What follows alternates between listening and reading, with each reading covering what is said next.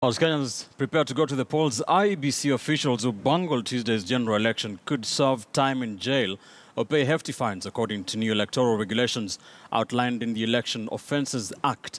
Unlike in the past, when their mistakes could only result in petitions by aggrieved parties, the officials who took oaths before the polls will be held individually responsible for their actions and are liable on conviction to a fine not exceeding 1 million Kenya shillings or to imprisonment for a term not exceeding 3 years. Or both. Patrick Amimo has the details.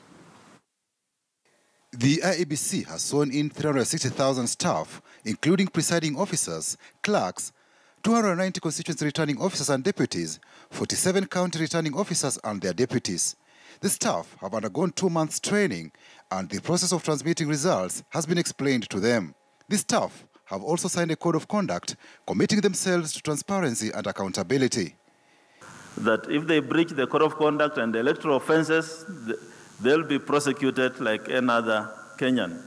And this time round, the Electoral Offences Act has very strict fines. In fact, I think the minimum fine is 1 million shillings and 1 year imprisonment. As a commission, we shall not protect a staff who make Kenyans not have a free, fair and credible election. In the past, presiding officers could aid and abet electoral malpractices and irregularities for lack of punitive regulations.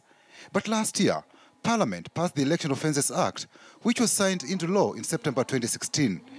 The Act now makes IEBC members and staff bear individual criminal liability for election offences.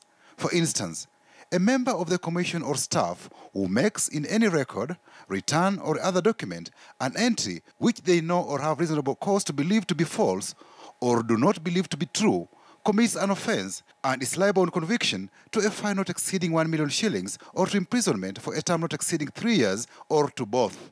An IEBC staff who willfully prevents any person from voting at the polling station at which such a person is entitled to vote commits an electoral offence. A commission staff member who willfully rejects or refuses to count any ballot paper which they know or have reasonable cause to believe is validly cast for any candidate and or willfully counts any ballot paper as being cast for any candidate which they know was not validly cast for that candidate risks a fine of 1 million shillings or jail term not exceeding 3 years or both.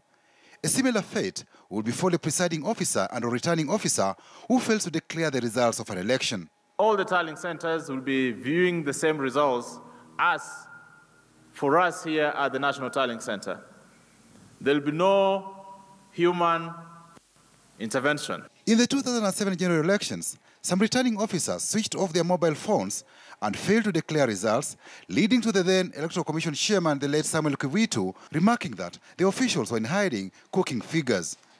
A member of staff who colludes with any political party or candidate for purposes of giving an undue advantage to the political party or candidate or willfully contravenes the law to give undue advantage to a candidate or political party on partisan, ethnic, religious, gender, or any other unlawful considerations commits an offence and risks a fine of 1 million shillings and jail term of 3 years.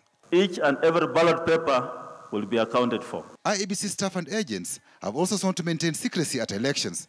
An election officer, candidate or agent who without authority obtains or attempts to obtain information as to the candidate for whom any voter in the polling station is about to vote or has voted, or discloses the serial number of the ballot paper issued to any voter at the station commits an election offence and is liable on conviction to a fine and jail term. Patrick Amimo, KTN News.